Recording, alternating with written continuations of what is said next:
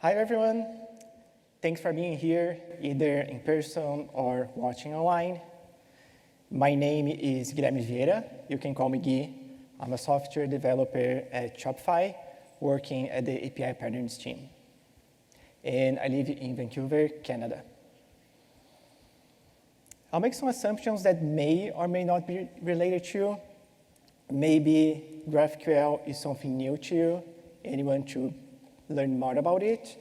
And I'll break some GraphQL queries down, especially at the first half of the presentation, so hopefully everyone can enjoy the presentation. Maybe you want to use GraphQL in a project. You can even see how GraphQL would look like there, but you haven't implemented it yet. Or you already maintain a GraphQL project, but you want to extend it. I've been in all of these positions, and there's something common to all of them. It's a question, and this question can come from yourself, a teammate, a manager, or from the internet. GraphQL versus REST. We've been there reading and discussing how GraphQL compares with REST multiple times. Is this a fair comparison? Are we comparing apples to apples? Is GraphQL just a replacement for REST? So let's explore what GraphQL can do beyond HTTP APIs, and then we'll revisit this question at the end. So let's build an API here and explore it. I present you Space Trips. This is a fictional API for the space tourism industry.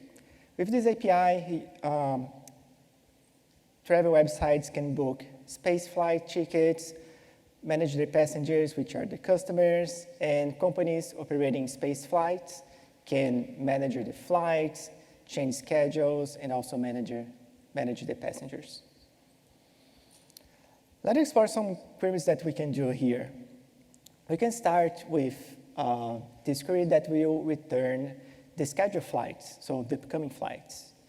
We start with the flight field, and we pass the schedule status.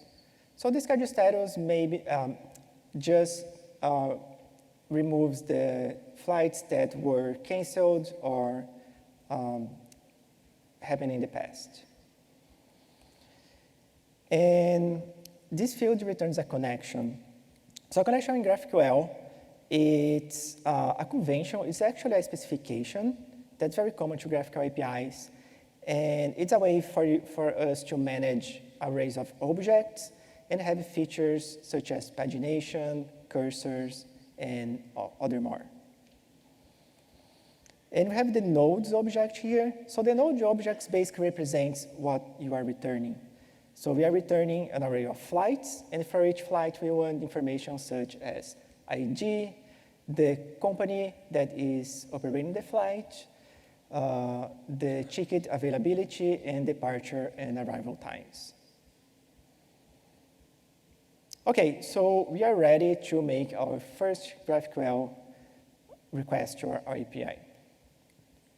So that's the response, and returns two flights. One flight from space Y, and another flight from Blue Beginning. So our space flight company is here. Let's get more information about the space Y flight. We can start by, actually before this, I want to show that the response mirrors the query. So the same way the query starts with flights, the response mirrors this same structure. So we have flights, then nodes, and then the fields for each flight. The structure of a GraphQL response is very predictable, and this is very important because it makes you write very confident code. You don't need to check for all kinds of scenarios. Now we will do another GraphQL query, and we want to return the passengers for the spacewise flight.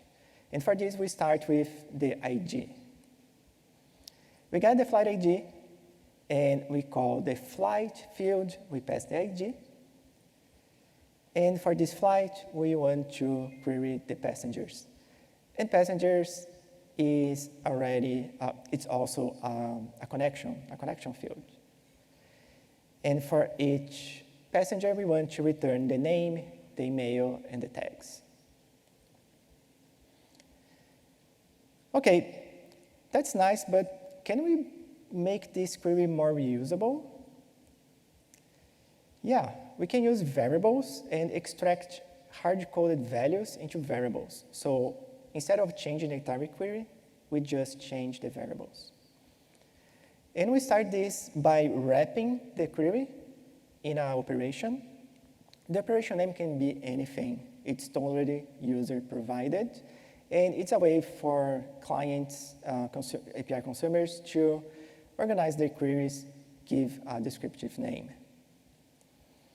And then we declare the variable name and the type. So we have flight ID, that's our variable name, and the type is ID. Now we replace our hard-coded value with the variable name, and instead of passing the variable in the query, we pass separately in a JSON object. Now we're ready to run this query. And the response has 2 passengers for this flight. But what's happening behind the scenes here? The GraphQL client gets your query and converts into a JSON payload. So it makes a post request to your GraphQL endpoint. And for the JSON payload, it has a query key with just a string with your query, and the variables key with an object with the variable names and value. So that's what happened, that's what GraphQL clients do with your query. And on the server side, we have a controller here that calls the schema and executes the query. And for the execution, we need to provide the query name, the variables, and also the context. Context here is very important. Context defined by the application. So you can put any information there, and we usually put information that's very useful for executing the query. Here we are passing the current user. So we can use the current user information for authorization purposes. Query and variables are provided by the user, and context is provided by the app. So we have total control over the context. And the result of the execution is serialized to JSON to create a JSON response. Let's replace all values with literals here. And as you can see, query is just a string, variables is just a hash, and the response is also just a hash that we can encode to JSON for the response. So there's nothing here that is related to HTTP. There are no HTTP methods, paths, query strings, headers, nothing here. So GraphQL doesn't depend on HTTP. We can execute in different contexts. And we say that GraphQL is transport layer agnostic. The same way you can execute GraphQL in a controller, you can also execute GraphQL in a background job, or even execute GraphQL queries that are stored in the database. So this opens a lot of possibilities for GraphQL. Because GraphQL has a schema, we have the context that we have total control for authorization, for anything that we need. The responses are very predictable. GraphQL needs very simple data structures to run, and the response is very predictable. So there's a lot of potential here for usage besides executing a controller. Webhooks. We have a new company here. This is Orbital, also a fictional company, and they are a website that sells spaceflight tickets. Orbital uses the Space Trips API to book those tickets and to manage their customers. And they want to improve the way they manage their customers, which are the passengers. When a flight ends, they want to add the astronaut tag to each passenger they've booked for this flight. So there's an event here that triggers this flow. And for this, they need to subscribe to a webhook. So this is a GraphQL mutation, and that subscribes to the webhook, and it subscribes to the flight finished topic. So every time a flight finishes, it will trigger a webhook. And Orbital needs to set up a web server to receive those webhooks. So they set up a web server, they expose an endpoint, and they also need to maintain this web server to make sure they don't miss any webhook. A flight ends, and they receive their first webhook. And the first webhook has a lot of information about the flight, but no information about the passengers. And they need the passenger information to add the tags to them. So without the passenger data, they can't add the tags. Well, they need to make an API request to get the data they actually need. So then, let me go back here. So they get the flight ID, and they create a new query. They pass the flight ID here, and they query for the passengers' IDs. Now the response has the data they actually need here.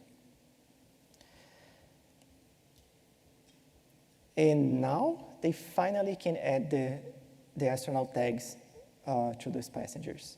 So it's a lot of work, and they get a webhook that doesn't have the information they actually need. And that's the whole workflow. They receive a webhook, they make an API request just to get the passenger IDs, and then they add the tags that they need. Can we improve this? Is it possible to let API clients choose the webhook payload? Yeah, we can do this with GraphQL, because with GraphQL, we define queries. On this webhook subscription, they are creating a GraphQL webhook, and they pass a GraphQL query with the information they need. The client provides the query, and the server provides the variable.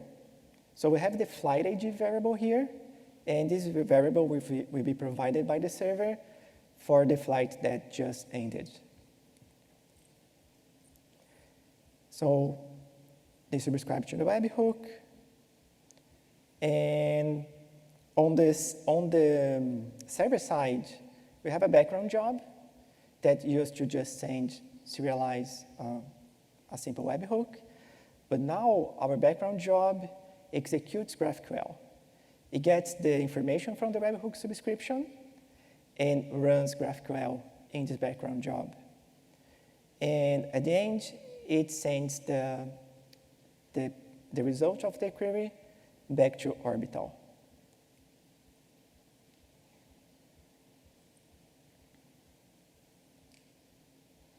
Okay, so now we have the new webhook, and the webhook only has the information that Orbital needs, nothing more, nothing less. And this whole flow here that needed an extra request, now don't need the extra request anymore. They have all the information they need on the webhook payload, and they can just add the astronaut tags to the passengers. And this is very good because instead of having a one-size-fits-all approach, when you let clients, API clients, to define the information they need, this adds a lot of value to them, make their lives easier, very easy to maintain, and also it's more efficient. We are not making unnecessary API requests here. Let's do something different now. We have this flow, and it's working fine, but Orbital needs to maintain our web server just to receive the webhook.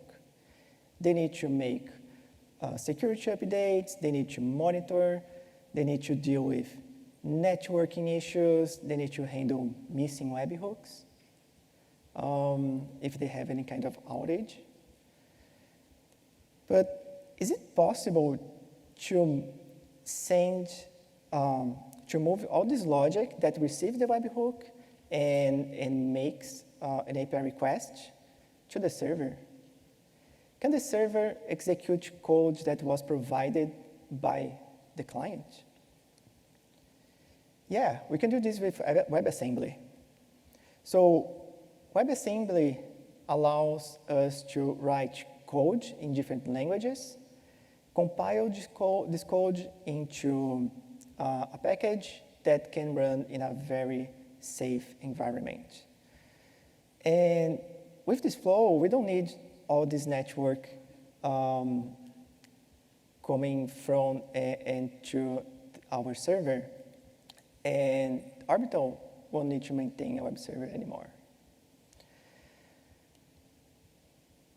In the same way, it's just a very simple logic going on the Orbital, so it's very easy to write some code for this.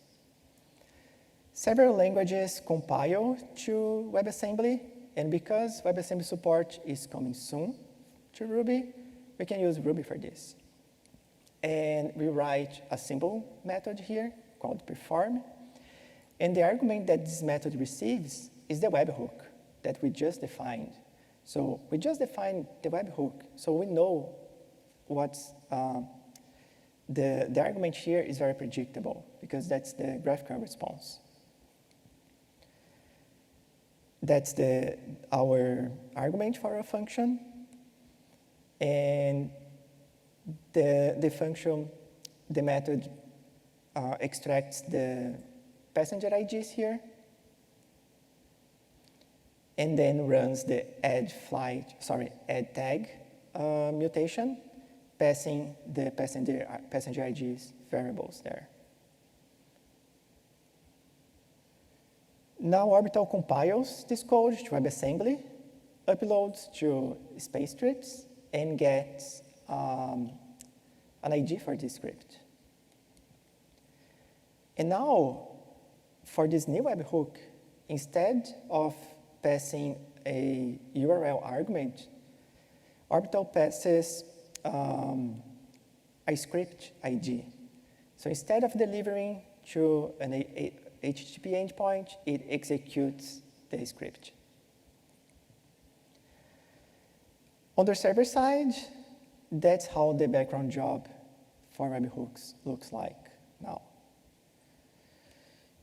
It still executes the query that they have subscribed to, and it loads the WebAssembly script, and it provides some context. So this context is very important to create a safe environment to run this script. And what it's doing is, for whatever GraphQL query is made here, it adds the current user context that we need for authorization. So the execution here will be very similar to the execution we had, for example, in the controllers. And then it executes the script in this context. Now the whole flow is within the space strips servers. We don't need the back and forth from network requests. We don't need to handle missing webhooks. and Orbital doesn't need to maintain this web server just to receive webhooks, do some logic, and create a mutation.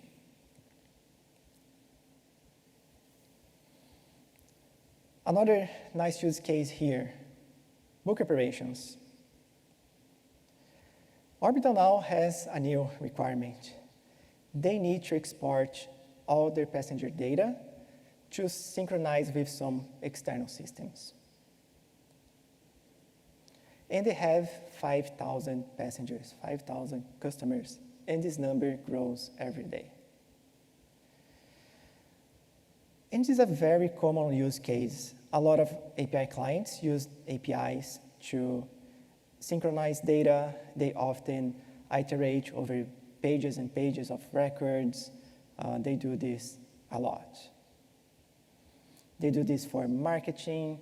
They do this for accounting, data analytics, you name it.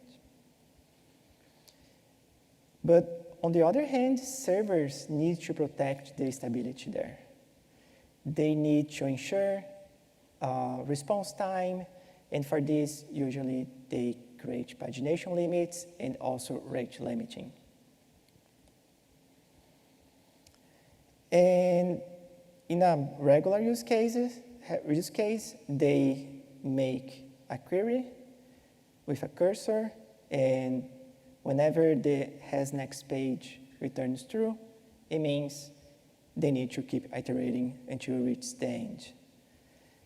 This is very inefficient because Orbital has 5,000 customers and the pagination limit is 50. So they need to make 100 requests to get all the passenger data. And this number will only grow. This is very inefficient, not only for the client, but also for the server. And if they want to export data, for example, the flights for each passenger, now they have nested connections. They have nested paginations. This gets unsustainable very quickly. So is there a way to export large amounts of data while keeping the server stable with a good response without overwhelming the server, and also doing this in a very efficient way? For this, we can use webhooks. For this, we can use book operations. So book operations are queries that run as background jobs. Instead of running the query once, we can split this query into smaller jobs and run them in parallel whenever possible. And the way it works is the pagination will be handled by the server. So Orbital here is just removed all information about pagination, so we don't see first 50 on the query anymore. And then they create a mutation to run this query as a book operation, and they pass the query that they want to run. And now this query will be run as a background job on the server. And the server parses the query, detects the connection, and splits this job into smaller and smaller jobs that eventually will be assembled together and be available to the user. And because this runs as background jobs, they can run in parallel. You have a lot of control of the pace they run. They don't affect the overall API performance. And when the book operation is finished, the client, in this case Orbital, can download the query result as a JSON file. So this removes a lot of complexity for exporting large amounts of data from the client, makes it more efficient also on the server side, and it's a very good feature for everyone to adopt. We have book operations at Shopify. If you want to try, you can go to the admin API documentation and experiment with book operations. All right, so we explored some use cases of GraphQL beyond HTTP APIs. We explored webhooks, WebAssembly, and book operations, but there are many more use cases for this. We can use for Websockets, event messaging, you name it.